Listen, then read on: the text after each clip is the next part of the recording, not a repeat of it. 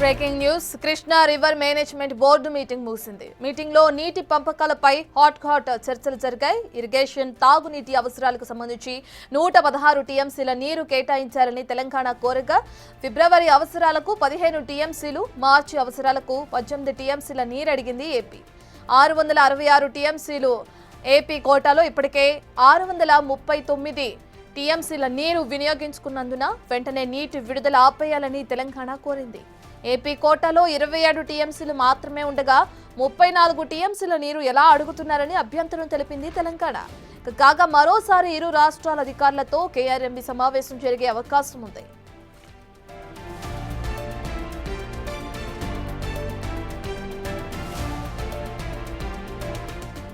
ఇదే విషయానికి సంబంధించిన పూర్తి డీటెయిల్స్ అందించడానికి మా ప్రతినిధి వెంకట్ లైవ్ లో జాయిన్ అవుతున్నారు. Right Venkat, Krishna river management బోర్డుకు సంబంధించిన మీటింగ్ ముగిసింది. మీటింగ్ లో ఎటువంటి నిర్ణయాలు తీసుకున్నారు? డీటెయిల్స్ ఏ విధంగా ఉన్నాయి వెంకట్? రత్న, కాసేపటి క్రితమే కేఆర్ఎంబీ సమావేశం ముగిసింది. అంటే పూర్తిగానే ఈ సమావేశం ముగిసింది అని చెప్పుకోవచ్చు.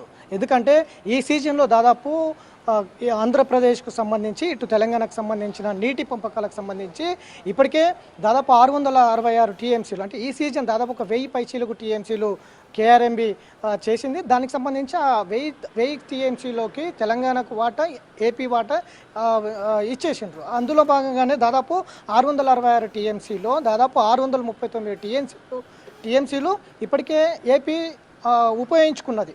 ఇప్పుడు మళ్ళీ అదనంగా అంటే రోజుకు ఒక 10,000 క్యూసెక్ల వాటర్ని అదనంగా తీసుకువెళ్తోంది ఆంధ్రప్రదేశ్. దానికి సంబంధించి తెలంగాణ ప్రభుత్వం ఒప్పుకోవడం లేదు. ఖచ్చితంగా కేఆర్ఎంబీకి లెటర్ కూడా రాసింది. ఖచ్చితంగా ఆంధ్రప్రదేశ్ తీసుకుంటూ పోతున్నటువంటి వాటర్ని వెంటనే నిలిపివేయాలనేది తెలంగాణ కోరుతోంది. ఎందుకంటే ఇప్పటికే 639 టీఎంసీలు వాడుకున్నది. కేవలం ఏపీకి ఉన్నది 27 టీఎంసీలు మాత్రమే ఏపీకి ఉన్నాయి ఇప్పుడు, శ్రీశైలం కావచ్చు, నాగార్జున సాగర్కి సంబంధించి. కాబట్టి ఈ లెక్కలంతా కూడా తేల్చుకోలేని పరిస్థితిలో ఉంది. 27 టీఎంసీలు ఉండగా అదనంగా 34 టీఎంసీలు మాకు ఇంకా తాగునీటికి అవసరం ఉంది, తీసుకువెళ్తామని ఏ విధంగా అడుగుతుందనేది తెలంగాణ ప్రశ్నిస్తున్నటువంటి నేపథ్యం ఉంది. కాబట్టి ఖచ్చితంగా ఈ అంశాలపైన పూర్తి స్థాయిలో అయితే ఇంకా చర్చలు అయితే పూర్తి కాలేదని చెప్పుకోవచ్చు.